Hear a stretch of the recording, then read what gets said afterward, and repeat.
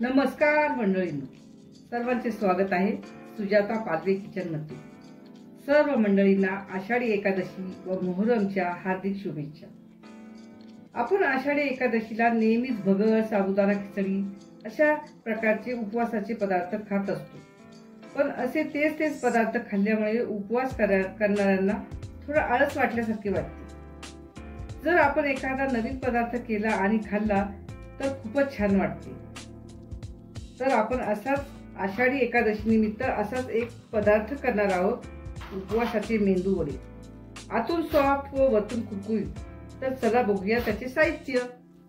उपवासाचे मेंदू वडे करण्यासाठी लागणार आहे आपल्याला साहित्य ही 1 वाटी भगर आहे, ती मी मिक्सर मध्ये थोडीशी रवाळ अशी बारीक केलेली आहे। त्याचबरोबर ह्या चमच्याने 2 चमचे मी साबुदाणा घेतला आहे, तो थोडासा भाजून घेतला आणि त्याची जाडसर अशी पावडर केलेली आहे। त्याचबरोबर जेवढी भगर आहे तेवढंच आपण शेंगदाण्याचा कूट घेतला आहे, त्यापेक्षा थोडा कमी असला तरी चालेल। आणि हे मध्यम आकाराचे 2 मोठे बटाटे आहेत, ते आपण उकडून आणि ते कुस्करून घेतलेले आहेत। त्याचबरोबर हिरवी मिरची आहे, ती तुम्हाला जशी तिखट हवी असेल त्याप्रमाणे टाकावी। चमचाभर मी अर्ध्या चमचापेक्षाही कमी मी जिरे घेतलेले आहे। तुम्ही जिरे जर खात नसाल तर नाही टाकले तरी चालेल। मीठ हे आवडीनुसार टाका आणि त्यात टाकण्यासाठी मी हे दही घेतलेलं आहे, हे 2 ते 3 चमचे दही लागेल आणि आपल्याला सर्विंग साठी सुद्धा हे दही लागणार आहे। तर चला आपण कृती करूया।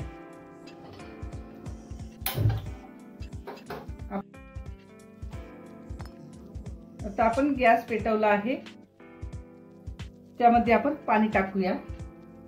आता ह्या वाटीने मी भगर 1 वाटी घेतलेली आहे, तुम्हाला दाखवण्यासाठी मी ही वाटी घेतलेली आहे, मी याच्यात ओतून घेतलेलं आहे। ते जेवढी भगर आहे त्याच्या 3 पट आपल्याला पाणी टाकायचं आहे। ही 1 वाटी भगर आहे म्हणून मी 3 वाट्या पाणी टाकणार आहे।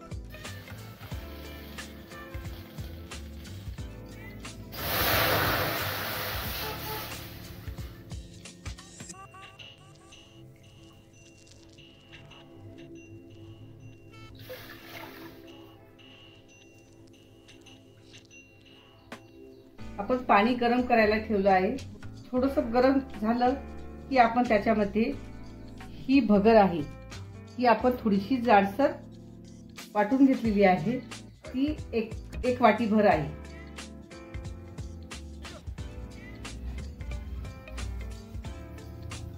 आणि व्यवस्थित हलवून घेऊया म्हणजे गुठळ्या होणार नाही। त्याचबरोबर आपण साधारणतः 2 चमचे आपण साबुदाणा घेतला होता, तो भाजून त्याची पावडर केलेली आहे, तीही आपण याच्यामध्ये टाकूया। तेही व्यवस्थित हलवून घेऊया। आता यामध्ये आपण चवीनुसार मीठ टाकूया, तुम्हाला जितपत मीठ हवं असेल तितकं टाकायचं। मी साधारणतः पाव चमचा इतकं मीठ टाकलेलं आहे। त्याचबरोबर अर्धा टीस्पून जिरे टाकलेले आहे, जिरे जर तुम्हाला चालत नसेल तर नाही घेतले तरी चालतील।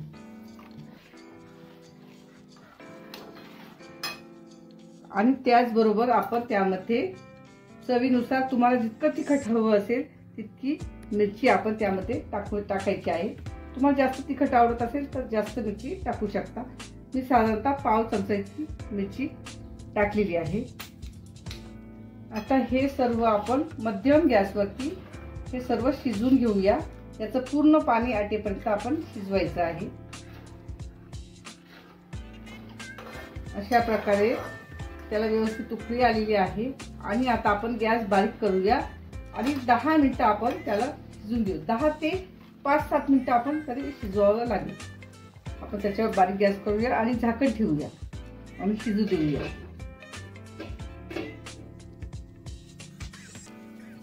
आपले 7-1 मिनिटं झालेले आहे, आपण बघूया। आपण जसा भगरीचा भात करतो तशा पद्धतीने आपण शिजून घ्यायचं आणि पूर्ण पाणी आटू द्यायचं आहे। अजून पाणी थोडं शिल्लक आहे, त्याच्यामुळे आपल्याला थोडं अजून ठेवावं लागणार आहे।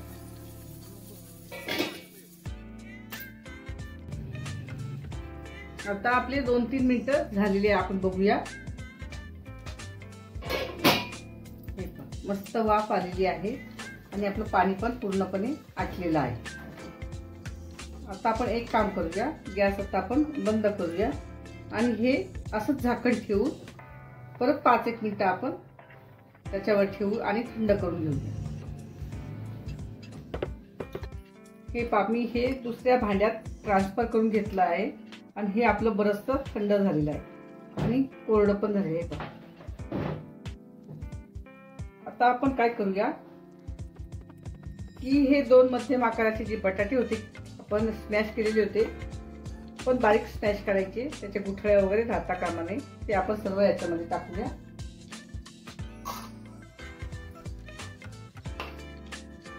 त्याचबरोबर आपण शेंगदाण्याचा हा जाडसर कूट आहे तो पण यात टाकूया, पण हा सर्व टाकायचा नाही, जसा आवश्यकता असेल त्या पद्धतीने टाकायचा।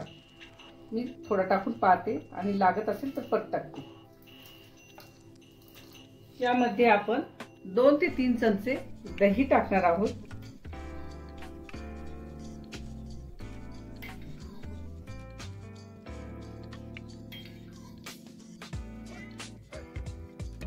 खूप टाकलं तर पातळ होईल, तर इतकं सफिशियंट आहे। हे सर्व आपण काढून घेऊया। हे सर्व आपण याच्यामध्ये काढून घेऊया।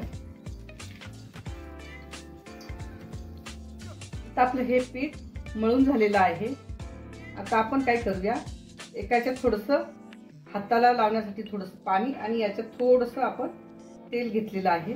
याआधी सर्वप्रथम आपण हाताला थोडं तेल लावून घेऊया अशा पद्धतीने, आणि या पिठालाही थोडंसं तेलाचा हात वरतून असा लावून घेऊया, म्हणजे आपल्या हाताला ते चिटकणार नाही। त्याचबरोबर आपण असा गोळा घ्यायचा आहे। तुम्हाला जितक्या मोठ्या आकारात हवे असतील तसा मेंदू वड्याचा आकार तुम्ही देऊ शकता। त्यासाठी प्रथम आधी गोल करायचं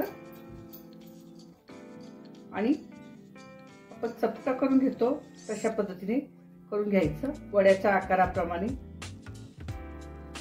अशा पद्धतीने। आणि त्यानंतर हे पाणी जे आहे त्या पाण्यात बोट बुडवून आपण त्याला होल पाडून घ्यायचं, म्हणजे जेणेकरून आपल्या हाताला ते चिटकणार नाही। आणि इकडनं पण थोडंसं होल व्यवस्थित करून घेऊया अशा प्रकारे। जर चिरा वगैरे कुठे असतील तर त्या व्यवस्थित बंद करायच्या आणि आकार आपण द्यायचा, आणि अशा प्रकारे आपण सर्व हे करून ठेवायचे। मी आता हे सर्व करून घेते। आता आपण कढई ठेवली आहे आणि हे मेंदू वडे आपण तयार करून घेतलेले आहे। तर आपण तेल टाकून आपण आता ते तळून घेऊया। तुम्ही तुपातही तळू शकता, पण जर नसेल आवश्यकता वाटत तर तुम्ही तेलामध्येही तळू शकता। आणि यामध्ये तुम्हाला अजून एक सांगते की तुम्ही कोथिंबीर जर तुम्ही खात असाल तर कोथिंबीरही टाकू शकतात, त्याच्यात दिसायला खूप छान दिसतात ते, पण सर्वांनाच कोथिंबीर चालत नाही म्हणून मीही त्यात टाकलेली नाही। आपण याच्यामध्ये तेल टाकूया आणि आता हे तेल आपण थोडं गरम होऊ देऊया। आता आपलं तेल बऱ्यापैकी गरम झालं आहे। हे तेल बऱ्यापैकी गरम करायचं, कारण खूप मध्यम किंवा कमी तेलात हे तळायचे नाही, कारण आपलं हे सगळं शिजलेलं आहे, त्याच्यामुळे जास्त तेल पिऊ शकतं। म्हणून शक्यतोवर आपण हे तेल चांगलं गरम करायचं आणि साधारणतः पहिल्यांदा 2 ते 3च टाकायचे, नंतर मग आपण ते वाढवून घेऊया। सध्या आपण 3च टाकून दिले आणि त्यानंतर आपण उलाटणी लावायची नाही, म्हणजे कोणताही चमचा वगैरे न लावता ते जोपर्यंत वरती येत नाही तोपर्यंत आपण त्याला हलवायचे नाही, असेच ठेवायचे। हे आपले थोडे वरती व्यवस्थित आलेले आहे। आता आपण ते उलटे करून घेऊया।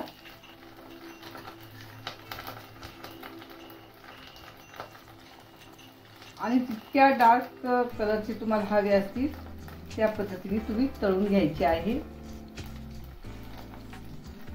आता आपण गॅस थोडा बारीक केलेला आहे तर त्यावरती आपण आता हे तळून घेऊ. पण प्रथमतः आपल्याला फास्ट गॅसवरतीच करायचे आहे. हे पहा ते किती मस्त असे छान तयार झाले. आता आपण हे काढून घेऊया.